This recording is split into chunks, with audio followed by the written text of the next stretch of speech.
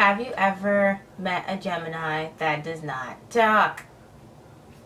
Hello. I'm an introverted Gemini.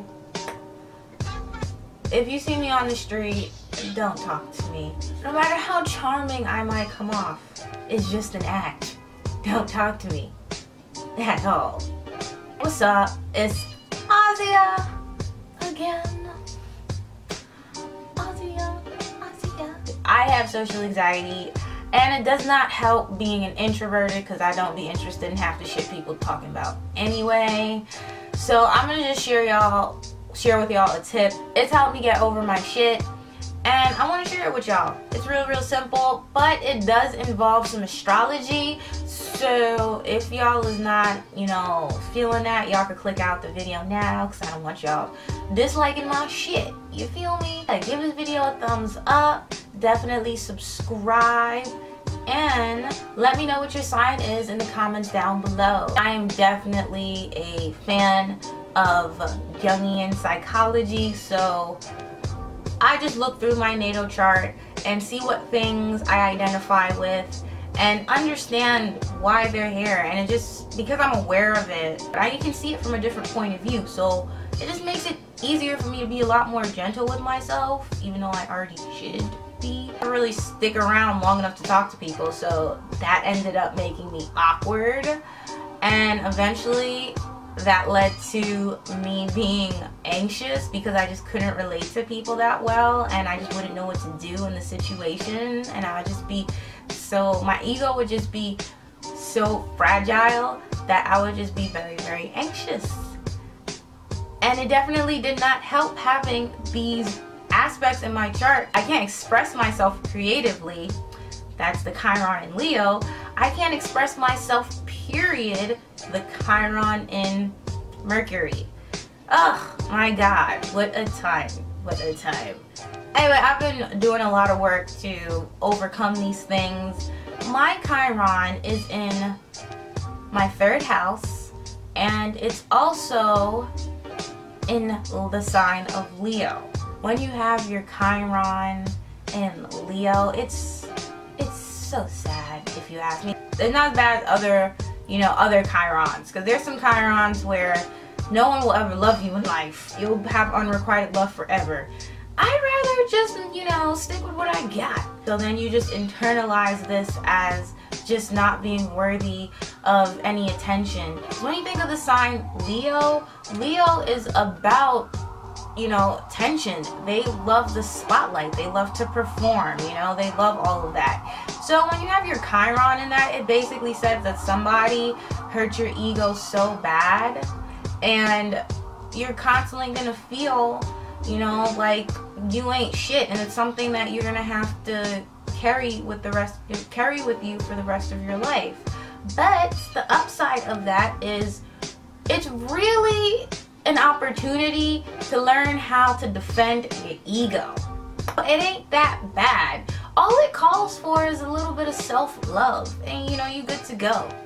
So I've been appreciating myself a lot more, and I've definitely been feeling liberated from this reticent ass shell that I'm constantly in. So let's move on to my other Chiron.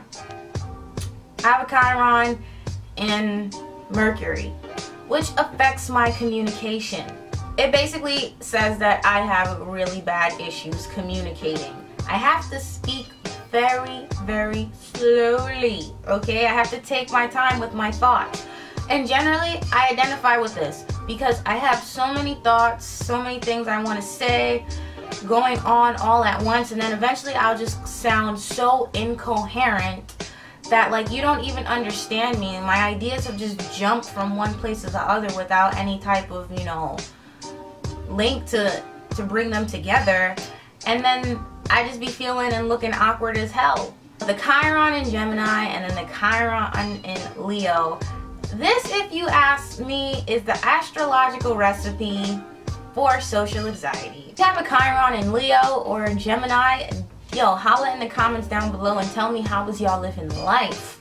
Alright, but if you got a Chiron anywhere else, let me know. I'm so interested to hear how people are dealing with their Chirons, if they are dealing with it. There's an internal dialogue that's going on when I'm calming myself down, when I have all of this anxiety. I have to ask myself, why am I feeling the way that I'm feeling? What is going on? Well, we're going to change the dialogue from, this person just came into my world and I was happy not talking to anyone, bitch just killed my vibe. And we're going to take that to, how can I make this work for me now? To this point where I'm like, okay, in this moment right now, does it matter if this person thinks these things or not? What do I really think? Completely independent of this person. I think that I came here for a particular reason, and I'm in this conversation for a particular reason, and that is all that matters. I'm here for what I want. That's it. This person just came to you all of a sudden, and well, I would feel just disrupted my energy. I was happy here, being by myself, not talking to you. It's like, really? Bitch, don't kill my vibe. So you gotta find a way to make yourself comfortable and think, what can I do to make me want to be here? But this is a practice. It does get better with time. You just have to keep in mind, be gentle with yourself and stay with those uncomfortable feelings. The law of resistance states, whatever you run away from, you pretty much just run straight into. I don't look into situations caring about, oh my god, I don't want to come off as awkward. I'm just here in the moment. I'm just focused on what I have to say and making sure that I'm letting go of negative feelings, not holding on to them because they're distracting and they take up a lot of room. I'm, like going to be anxious and just trying to not come off a certain way. You don't allow yourself to be impulsive all the time. You're constantly tense and stiff and super duper reticent, all in your shell, that you're just not, you're not giving yourself no room to breathe. So you have to explore that side of yourself in order to really liberate yourself from this awkwardness, from this shell, from this anxiety. You have to not be afraid. I make sure to relax my body.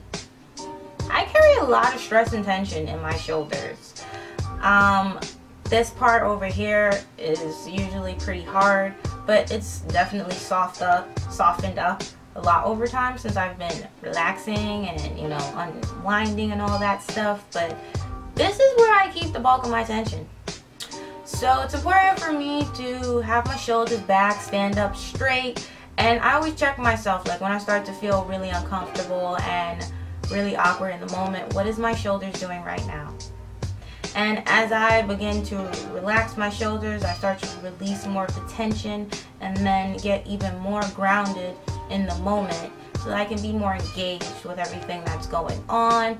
I'm inhaling and I'm exhaling, so it's very much like an active meditation. Thank you so much for watching this video. If you guys made it all the way to the end, I know it was long. I will talk to y'all soon. Don't forget to give this video a thumbs up and make sure that y'all subscribe. Follow me on Instagram. Azia, I am one. Peace.